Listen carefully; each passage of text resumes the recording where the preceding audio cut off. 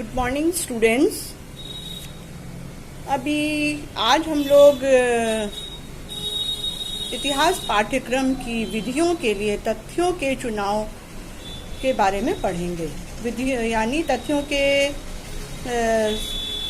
चुनाव के लिए कौन कौन सी विधियां हैं उसके बारे में जानेंगे। तो हमने लास्ट क्लास में आपको इसकी एक विधि बताई थी, एक समान केंद्र विधि, और आज इसकी हम दूसरी विधि आप लोगों को बताने जा रहे हैं जो है कालक्रम विधि या क्रोनोलॉजिकल मेथड। फर्स्ट था कंसेंट्रिक मेथड और ये सेकंड है क्रोनोलॉजिकल मेथड। तो जैसा कि पिछली क्लास में हम आपको बता चुके हैं कि पाठ्यक्रम निर्माण के कुछ सिद्धांत होते हैं और उसके निर्माण के लिए तथ्यों का चुनाव किन विधियों के द्वारा किया जाए उसके लिए विधियां भी होती हैं। तो ये सेकंड विधि है कालक्रम विधि, क्रोनोलॉजिकल मेथड। पेस्टोलॉजी ने इस विधि का कक्षा में प्रयोग किया और रूसो ने इसको कि बच्चों को उनकी प्रकृति के अनुसार पढ़ाया जाए इस सिद्धांत पर आधारित किया। यानी रूसो का भी कहना था कि बच्चों की शिक्षा उनकी प्रकृति के अनुसार होनी चाहिए, यानी उनके बच्चों का नेचर क्या है उसके हिसाब से उनकी शिक्षा होनी चाहिए। तो इसके अनुसार उन्होंने इतिहास को विभिन्न स्तरों में बांटा है। यानी उनका कहना है कि जैसे हमने एक समान केंद्र विधि में देखा था कि सभी पाठ सभी कक्षाओं में पढ़ाए जाएंगे, यानी सब पाठों की रूपरेखा सेम रहेगी, सिर्फ उसके अंदर की विषय वस्तु विस्तृत होती जाएगी जैसे जैसे कक्षा आगे बढ़ते जाएगी। लेकिन इसमें उन्होंने कहा कि सभी कक्षाओं की विषय वस्तु अलग अलग होनी चाहिए। तो हर स्तर के लिए उन्होंने स्तरों के हिसाब से इसको बांट दिया है। तो हर स्तर की विषय सामग्री अलग अलग होनी चाहिए। जैसे कि प्राचीन काल कक्षा 6 के लिए, राजपूत और सल्तनत काल कक्षा 7 के लिए, मुगल काल कक्षा 8 के लिए, ब्रिटिश काल कक्षा 9 के लिए और आधुनिक काल कक्षा 10 के लिए। तो इस तरह से उन्होंने पूरे इतिहास को अलग अलग भागों में बांट दिया है और हर कक्षा का पाठ्यक्रम अलग अलग होगा, हर कक्षा की विषय वस्तु बिल्कुल अलग होगी। तो according to this method the whole course of history would be divided into certain stages called periods, so which have to be taught in chronological order. Indian history can be divided into ancient, the medieval, the Mughal, the British and the modern period. Chronology helps to show how an event, a movement, a custom has developed into its present form. So, ancient history for class 6, according to this theory, ancient history for class 6, Rajput and Sultanate period for class 7, Mughal history for class 8, British period for class 9 and modern history for class 10.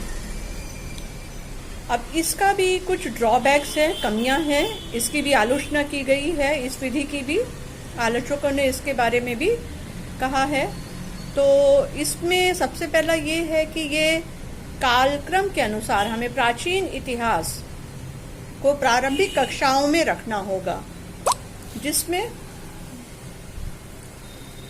तो इस विधि के अनुसार हमें प्राचीन इतिहास को प्रारंभिक कक्षाओं या प्राथमिक कक्षाओं में रखना होगा और उसे सरल रूप में पढ़ाना होगा। और जिससे तो ये हम नहीं कह सकते हैं कि प्राचीन काल का इतिहास सरल है और बाद के काल का इतिहास कठिन है, बल्कि प्राचीन काल का इतिहास कठिन है क्योंकि उसके बारे में हमारे पास जानकारियां भी कम हैं और उस समय की लिपियां हैं उनको अभी तक सब लोग पढ़ भी नहीं पाए हैं। तो the idea that the section of history confirm to the stages of mental development is not correct. There are several events in the early history of different countries which are neither simple nor easy. Therefore, do not suit the childhood stage. The sociological problems which arose as a result of the contact between Aryans and Dravidians in India are not simple.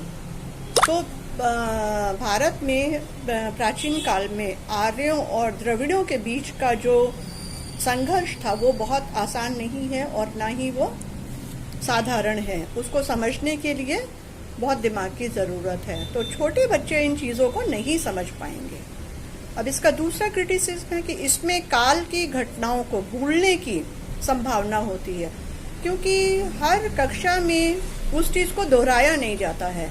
तो एक कक्षा में उन्होंने जिस काल का अध्ययन किया है, अगली कक्षा में अगर नहीं भी भूलेंगे तो आगे की कक्षाओं में आते आते अगर वो 9th-10th में आते हैं तो हो सकता है कि 6th क्लास में जो कुछ पढ़ाया गया है वो सारा कुछ भूल जाए।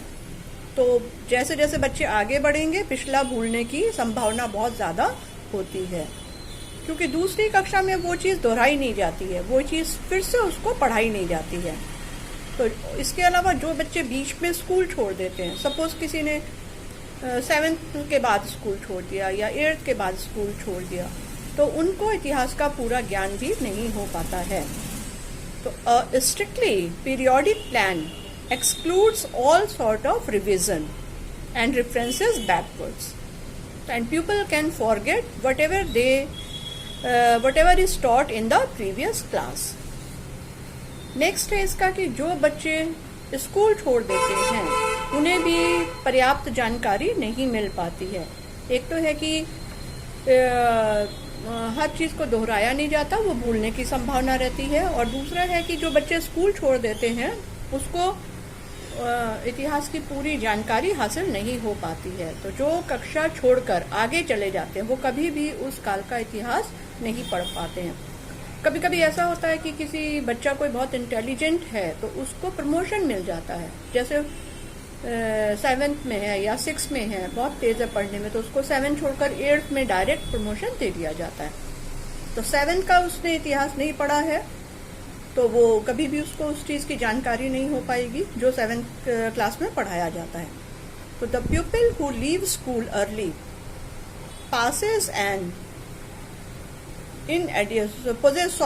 the pupil who leave school early possess an inadequate knowledge of the history of their country, and those students who jump a class, a gap is left, never to be bridged afterwards. एक gap बन जाता है जिसको कि कभी भी पूरा नहीं किया जा सकता है।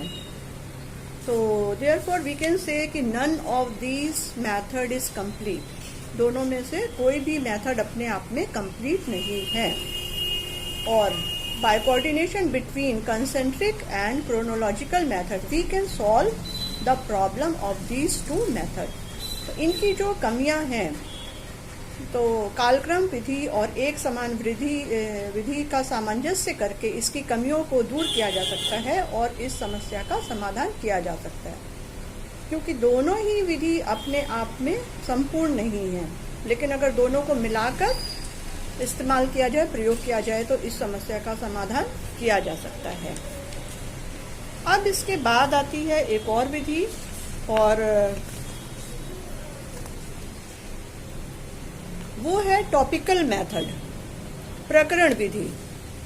टॉपिक से मतलब है प्रकरण या पाठ, तो टॉपिकल मेथड और प्रकरण विधि। तो ये विधि कालक्रम विधि के इस्तेमाल करने का एक रास्ता है। यानी कालक्रम विधि का हम प्रयोग करना चाहते हैं तो उसको प्रकरण विधि को उसके कालक्रम के अनुसार अगर हम पढ़ाएं तो वो आसान हो जाता है। कालक्रम के अनुसार सारे इतिहास को छोटे छोटे भागों में बांट दिया जाता है और इन विभागों को प्रकरण कहा जाता है या पाठ कहा जाता है। यानी जितना भी इतिहास है उसको हम कालक्रम के अनुसार छोटे छोटे पाठों में बांट देते हैं, प्रकरणों में बांट देते हैं। और प्रकरण इतिहास में एक विचार या आंदोलन होता है। जैसे एक प्रकरण किसी एक विचार से संबंधित होगा या किसी एक आंदोलन से संबंधित हो सकता है, और इसके द्वारा ऐतिहासिक श्रृंखला को गति प्राप्त होती है। मतलब इस तरह से एक के बाद एक प्रकरण या टॉपिक हम लोग पढ़ाते चले जाते हैं, बनाते चले जाते हैं, और इसका संबंध मुख्य धारा से अलग नहीं है। तब जो भी घटना पहले घटी है कालक्रम के अनुसार, जो बाद में घटी है, उस हिसाब से हम लोग पाठों का चुनाव करते हैं। पहले घटने वाली घटना को पहले और बाद में घटने वाली घटना का पाठ बाद में डालते हैं। तो भारतीय इतिहास को हम कई प्रकरणों में बांट सकते हैं, जैसे कि आर्यों का आगमन, फिर आर्यों द्वारा अपनी संस्कृति का प्रचार, मौर्यों का प्रभावशाली साम्राज्य, फिर उसके बाद गुप्त वंश का शासनकाल, फिर राजपूत काल। इस तरह से हम अलग अलग प्रकरणों में इतिहास को बांट सकते हैं, जिनका संबंध अलग अलग व्यक्तियों से रहा है। तो इसी तरह से महापुरुषों के प्रकरण अलग अलग हो सकते हैं, जैसे बुद्ध, अशोक, नेपोलियन आदि। तो इस विधि में हम पाठों में बांटकर उसको अलग अलग प्रकरण बनाकर उसको बच्चों को इसमें पाठ्यक्रम में हम डाल सकते हैं। तो in this method certain topics of study suitable for the age, ability and interest of children make up the whole syllabus. So each topic stands by itself, and all the topics are or could be connected together by the teacher with the help of individual lessons. Each topic is complete within themselves, and they can be connected together with the help of the teacher, which may be called linked lessons. So this approach is quite suitable or quite helpful as far as the students of higher and higher secondary classes are concerned. So a careful and detailed study of the topic provide opportunities to the students for an intensive study of a particular problem under this method. So the teacher finds it easy to teach and convenience to organize projects and other activities. तो topic के according उनको project भी दिया जा सकता है, या हर topic के हिसाब से उनको एक्टिविटीज़ कराई जा सकती हैं, प्रोजेक्ट दिया जा सकता है। अब इसकी भी कुछ कमियां हैं, इसका भी ड्रॉबैक्स है। तो सबसे पहले कमी इसकी है कि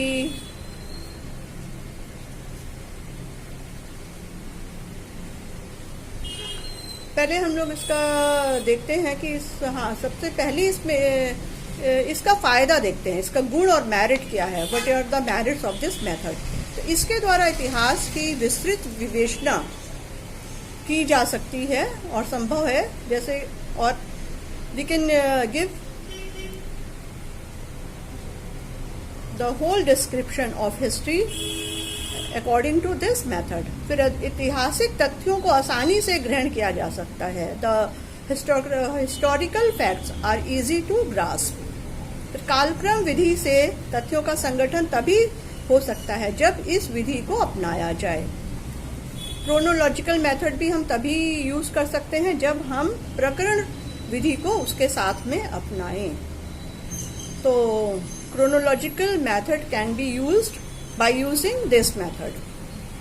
और आसानी से बच्चों को समय ज्ञान भी दिया जा सकता है। They can given the knowledge of time sense also easily. और ये अध्यापक के लिए भी बहुत फायदेमंद है, और इसके द्वारा अपनी पाठ्य सामग्री का प्रस्तुतिकरण वो आसानी से कर सकता है। It is very easy for the teachers also, और he can present his material systematically. अब आइए इसका कुछ ड्रॉबैक्स भी हैं, इसमें कमियां क्या हैं कि इस मेथड में this method has the disadvantages of not emphasising upon inter relationship of events in a given period. इसका सबसे बड़ा ड्रॉबैक है कि ये इस बात पर महत्व नहीं देता है कि घटनाओं का एक दूसरे से संबंध, मतलब किसी समय में घटनाओं का एक दूसरे से क्या संबंध है, इस बात पर ये जोर नहीं देता है। क्योंकि अगर हम महापुरुषों को पढ़ा रहे हैं तो जैसे अशोक पढ़ाया या उसके बाद कोई महापुरुष है उसको पढ़ाया, लेकिन बीच में उसकी घटनाओं में आपस में क्या संबंध था उसको हम नहीं पढ़ाएंगे, तो उनमें आपस में अंतर संबंध स्थापित नहीं हो पाता है। और इसके साथ if a topical method is used, a large time chart of the basic themes should be used constantly. तो अगर हम प्रकरण विधि के द्वारा पढ़ा रहे हैं तो हमको एक बहुत बड़ा समय सारणी बनानी पड़ेगी और उसको हमको लगातार प्रयोग करनी पड़ेगी। तो इसका ड्रॉबैक हम देख रहे हैं कि बहुत कम है, इसमें फ़ायदा ज़्यादा है और कमियां कम हैं। इसके अलावा एक आता है, अच्छा अब नेक्स्ट वीडियो हम लोग बाद में करेंगे, पहले आप इस चीज़ को समझ लीजिएगा, उसके बाद हम लोग इन दो चीज़ों को समझ लीजिए, फिर नेक्स्ट क्लास में हम अगली विधि पढ़ाएंगे क्योंकि टाइम थोड़ा लंबा होता जा रहा है। तो ओके स्टूडेंट्स,